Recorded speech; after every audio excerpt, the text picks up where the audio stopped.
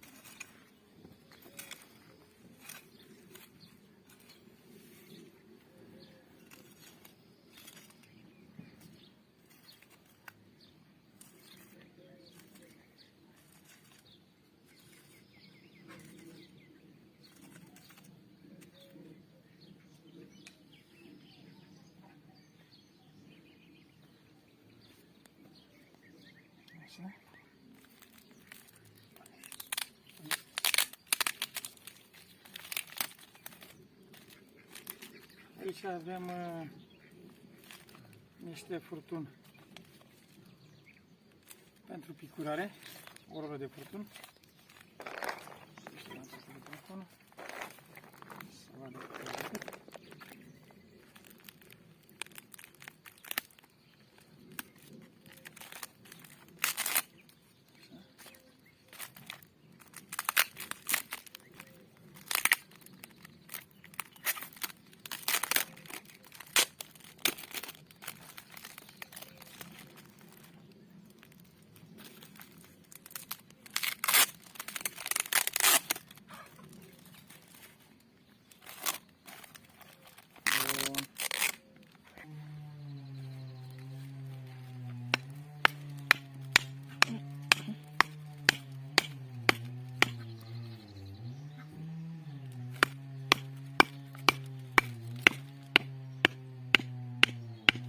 La fiecare rând îi trebuie câte un țăruș și bătut la capătul rândului.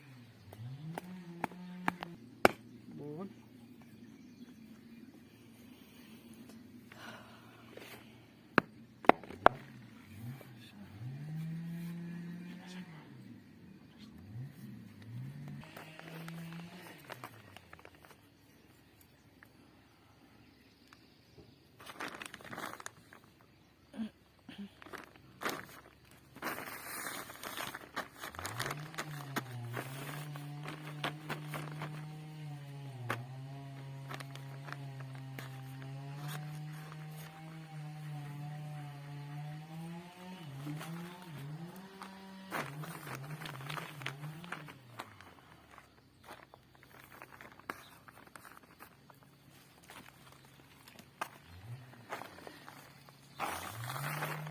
la folia asta care o punem pentru ardei.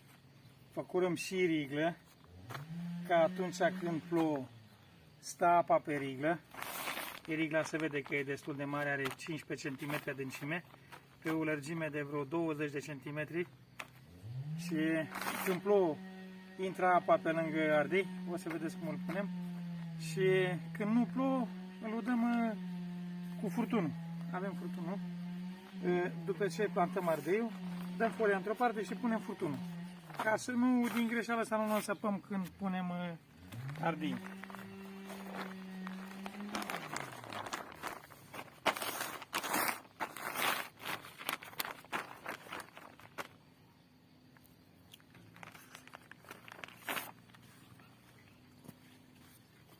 Distanță la 30 de centimetri.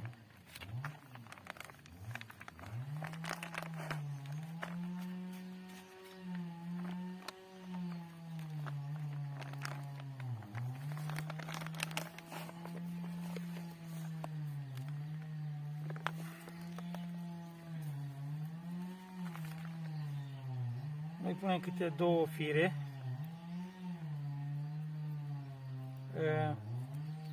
Ardeiul așa merge mai bine dacă sunt puse câte două fire la un loc.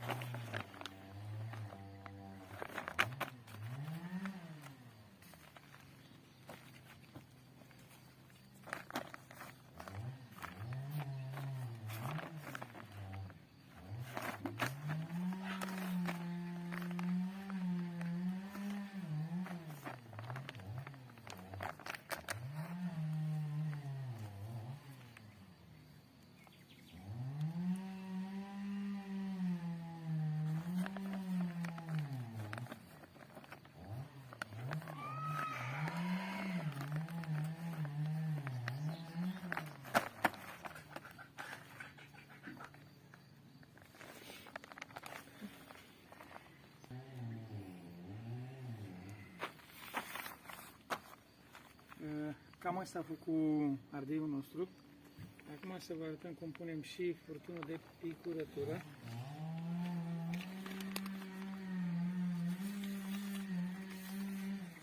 Are găuri pe partea de jos, îl punem cu găurile jos.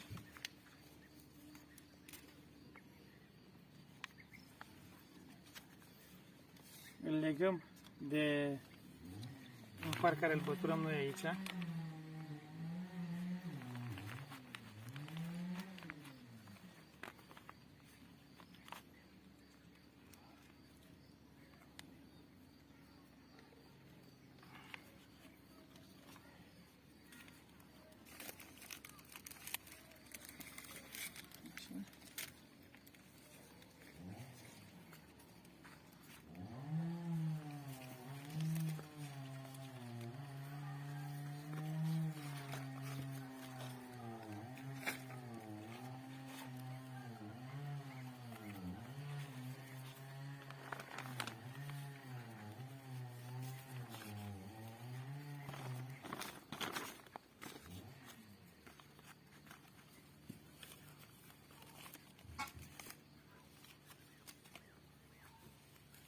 Aici o să-l lăsăm puțin mai lung.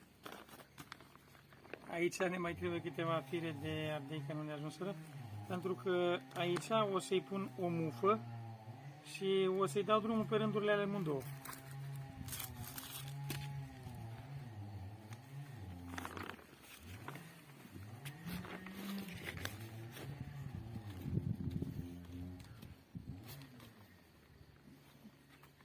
Trebuie să fim atenți la el, să fie cu găurile jos.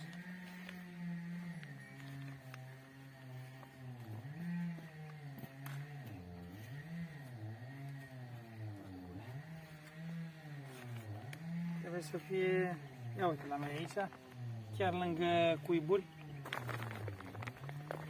chiar lângă cuiburile lângă firele de ardei. Așa. Să fim puțin atenți să fie dezrăsucit, să fie cu toate găurile jos, așa frumos. O să-l întindem mai bine.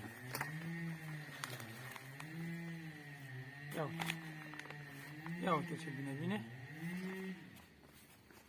Așa, aici, îl tăiem de aici.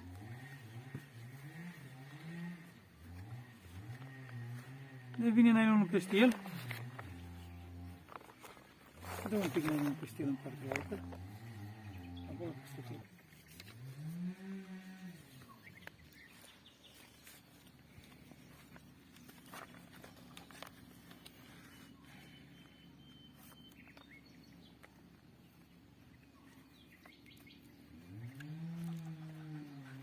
Ăștia o să le mai strângem noi un pic după cu un patent.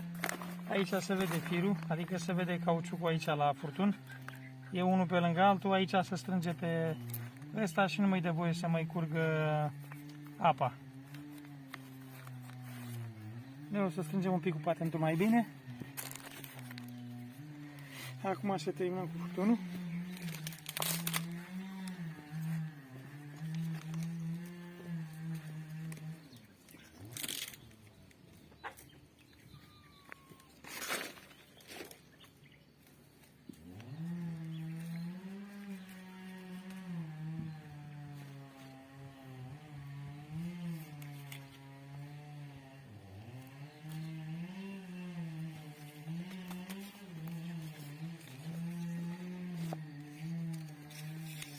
În solar nu prea avem drept pământul, aici este afară, aici nu e chiar drept, dar îl mai îndreptăm înainte de cât îl mai îndreptăm când punem pe el.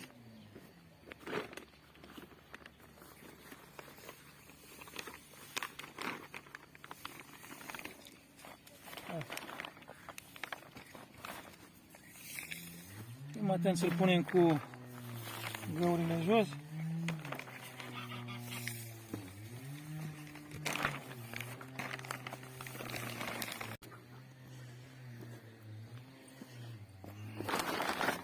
Normal, unde se pune furtunul de picurare, se pune folia pe deasupra, nu se face așa rigle, dar eu să nu consum atâta apă de multă, pentru că avem și după drum apă băgată, dar eu nu prea are presiune aici, că unde pune o grădină e o țără mai departe de principală. Și așa, uite cât este zgheabul de mare. Ia uite, cât e zgheabul de mare. Deci îmi ține apa aici, pe o riglă dintre asta îmi ține 4-5 găleți de apă.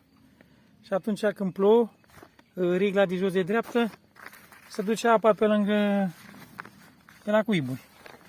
Se duce apa pe la cuiburi jos. Și atunci când plouă, nu mai udăm. Aici lăsăm folia mai lungă pentru că mai venim cu o riglă pe lângă ea. Mai facem încă o riglă lângă ea și numai bine vine folia. Numai bine folia este mai groasă, nu este folie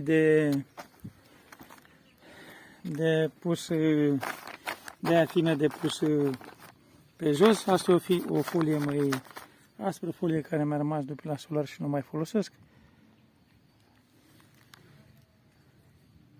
Și totodată stă și apa, ud și cu picătura și când plouă nu mai ud, stă apa pe el Și nu crește nici iarba, nu mai crește nici iarba printre... Că fiind afară, în solar este altceva.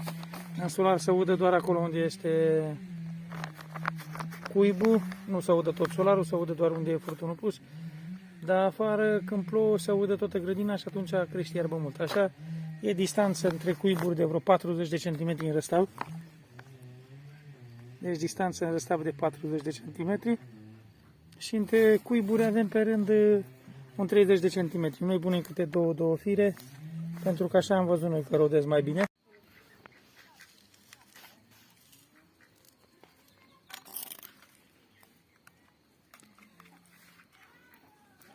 Cam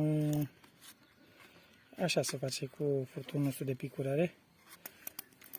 Cum vă spuneam aici cu teul acesta. Aici așa e băgat un furtun pe el.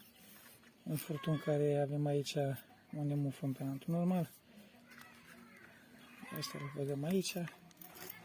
Cum vă spuneam, ia uite aici. Asta îl strângem frumos în coliere.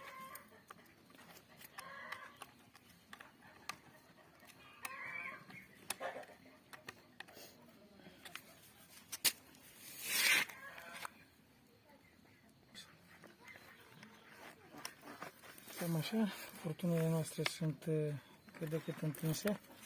Dacă mai este nevoie, le mai întindem. Ia uite aici. Ce frumos vin. Asta pot să rămân întors, să-l punem și pe ăsta la fel ca pe altul.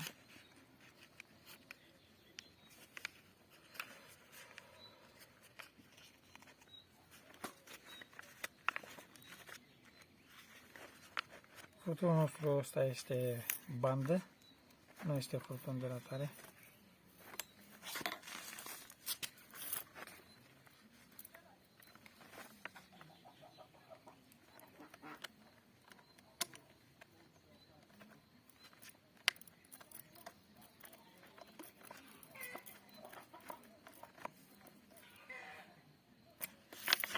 Cam asta este. Aici e băgat forțat. Dacă mai este nevoie, punem și aici un colier, că nu e niciun fel de problemă, dar e băgat foarte forțat și nu mai e nevoie. Așa, acum e nepus bine. Avem furtunul pentru apă. Decât le mufăm și dăm drumul la apă cu picurare. De aici furtunul luăm și îl mai mutăm și în altă parte. Dacă mai avem nevoie de el, oricum lângă ardeiul care l-am pus noi aici, o să mai punem alte rigle în partea alaltă, iarăși tot două rigle pe aici, pe marginea asta, tot cu folie, cum vă spuneam, cu folie, că atunci când ploaie deja stă apă în el, are unde să stea apă în el, că e șanțul mare și atâta timp cât plouă noi nu-l mai udăm, îl udăm atunci când nu plouă. Cam asta este, dragi prieteni, cu treburile noastre. Așa, aici îl mufăm când e nevoie pentru udat.